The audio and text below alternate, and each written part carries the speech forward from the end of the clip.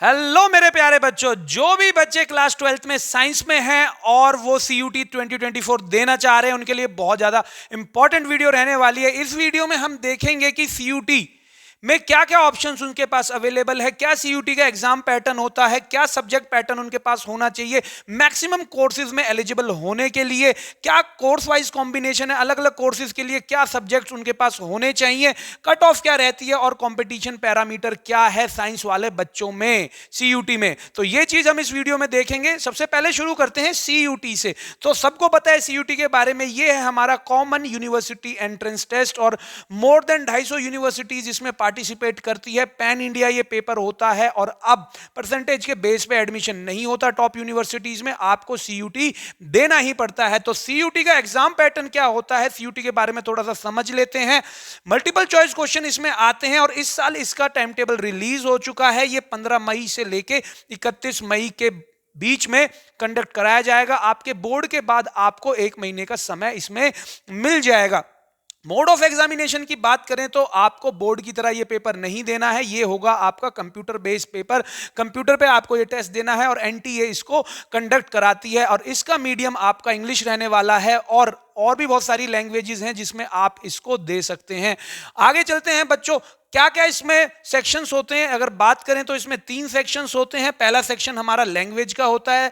Section 1A में 13 different languages होती हैं और इसमें से आप कोई भी एज अ मीडियम ऑप्ट कर सकते हैं। सेक्शन B में हमारी 20 लैंग्वेजेस होती है, इसमें फॉरेन लैंग्वेजेस भी इंक्लूड होती हैं। अब आता है सेक्शन 2 हमारा।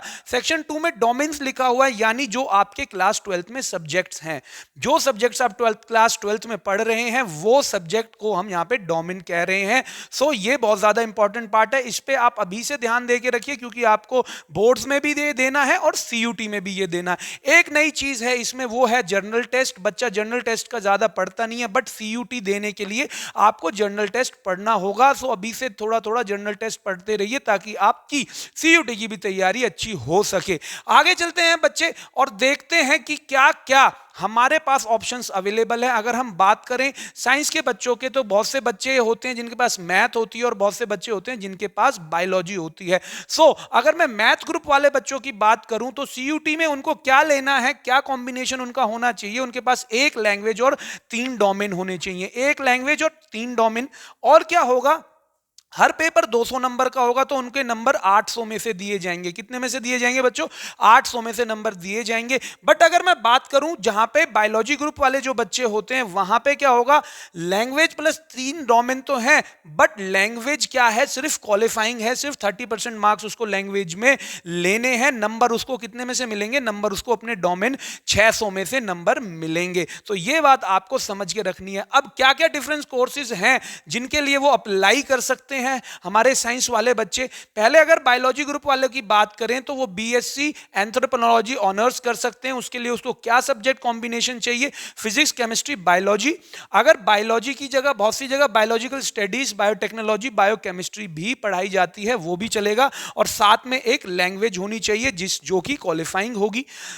BSc बायोकेमिकल ऑनर्स भी वह कर सकता है। फिजिक्स, मैथमेटिक्स और अप्लाइड मैथमेटिक्स इसमें चाहिए और एक लैंग्वेज केमिस्ट्री के साथ। सो ये कोर्सेज वो कर सकता है। और क्या क्या कर सकता है बच्चा? BSc बॉटनी कर सकता है, बहुत ही ज्यादा पॉपुलर कोर्स है। जो भी बच्चे हमारे बायोलॉजी वाले हैं, बॉटनी के लिए उसे क्या चाहिए? Physics, chemistry, biology, biological studies, biotechnology जो भी हो बायोलॉजी की जगह, और एक उसको लैंग्वेज चाहिए। जूलॉजी भी हमारा उतना ही टॉप रेटेड कोर्स है, काफी बच्चे जूलॉजी ऑप्ट करते हैं। उसके लिए हमें फिजिक्स, केमिस्ट्री, बायोलॉजी और एक लैंग्वेज चाहिए। तो ये बात हमें याद रखनी है। आगे चलते हैं। अगर केमिस्ट्री की बात करें, केमिस्ट्री में हमें फिजिक्स, केमिस्ट्री, मैथमेटिक्स या अप्लाइड मैथमेटिक्स और इसके साथ चाहिए हमको एक लैंग्वेज, इसके साथ एक लैंग्वेज चाहिए। आगे चलते हैं बच्चों, फिजिक्स वाले में क्या चाहिए? फिजिक्स, केमिस्ट्री, मैथमेटिक्स अगेन और एक लैंग्वेज हमको चाहिए। और अब हम आते हैं मैथमेटिक्स ग्रुप पर। मैथमेटिक्स ग्रुप में BSc मैथमेटिक्स ऑनर्स की बात करें तो हमको मैथमेटिक्स होनी चाहिए। एक सेक्शन 1 से हमको सब्जेक्ट लेना है और 2 सेक्शन 2 से। एक हमारी लैंग्वेज हो जाएगी, एक मैथमेटिक्स और 2 सब्जेक्ट हमें और लेने हैं।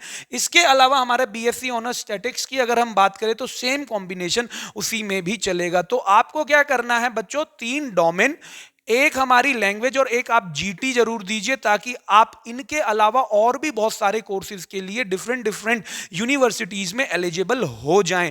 और अपनी जीटी और इंग्लिश की तैयारी आप अभी से शुरू कर दीजिए। डोमेन आप अपने सब्जेक्ट पढ़ ही रहे हैं बोर्ड के लिए, बट साथ साथ आप अपनी जीटी की भी तैयारी कर दीजिए शुरू, क्योंकि ये बहुत ज्यादा इंपॉर्टेंट रहने वाला है आपके सीयूटी के लिए। पेपर के बाद आपके पास सिर्फ, बोर्ड्स के बाद आपके पास सिर्फ 1 महीने का समय बचेगा, तो उसमें आपको चीजें संभालने में थोड़ी परेशानी हो सकती है, तो अभी से ही तैयारी शुरू कर देनी चाहिए। तैयारी के लिए आप जुड़ सकते हैं हायर एजुकेशन ऐप के साथ। आप ऐप डाउनलोड करिए, ऐप विजिट करिए, यहां पे अलग अलग कोर्सेज डिजाइन करे गए हैं आपकी हेल्प करने के लिए, जो आपके बोर्ड्स में, आपकी सीयूटी में आप बहुत मदद करेंगे। हायर एजुकेशन ऐप के थ्रू आप हमारे काउंसलर से भी जुड़ सकते हैं, जहां पे आपको 101 मेंटरशिप मिलेगी for different courses and different universities. हर साल सीयूटी देने वाले बच्चों के नंबर बढ़ते जा रहे हैं, तो कंपटीशन बहुत ज्यादा है। एक बार देख लेते हैं कि कितना कंपटीशन पिछले साल रहा है, किसमें कितने 100% थे, कितने बच्चों ने कितना स्कोर किया है इसमें। अगर हम देखें बायोलॉजी में, तो बायोलॉजी में हमारे अराउंड 2,94,000 बच्चे अपीयर हुए, जिसमें से ओनली 4,850 बच्चे ही 100% लेके आ पाए। अगर केमिस्ट्री की बात करें तो नंबर बहुत कम हो गया, 5 लाख बच्चे अपीयर हुए थे केमिस्ट्री के पेपर के लिए, और 100% सिर्फ 283 बच्चे ही ला पाए। फिजिक्स में तो नंबर और भी कम चला गया, बच्चे लगभग 4,82,000 यानी 4,82,000 बच्चे अपीयर हुए, और सिर्फ 83 बच्चे ऐसे थे जो 100% लेकर आ पाए। तो बच्चों ये चीज ध्यान रखनी है, सीयूटी के पेपर को इतने हल्के में नहीं लेना है, ये भी बहुत ज्यादा इंपॉर्टेंट है, और क्वालिटी क्वेश्चंस इसमें पुट ऑन किए जाते हैं। अगर हम मैथमेटिक्स की बात करें तो अराउंड 3,79,000 बच्चे अपीयर हुए थे, और 251 बच्चों ने 100% स्कोर किया। तो आप भी अपनी तैयारी में लग जाइए, कोई कसर मत छोड़िए, डोमेन्स अपने स्ट्रांग रखिए, इंग्लिश जीटी की भी तैयारी शुरू कर दीजिए। आई होप आपको लोगों को ये चीज समझ में आई होगी। जुड़े रहिए ऐसी ही सीयूटी से जुड़ी जानकारी के लिए हायर एजुकेशन के साथ।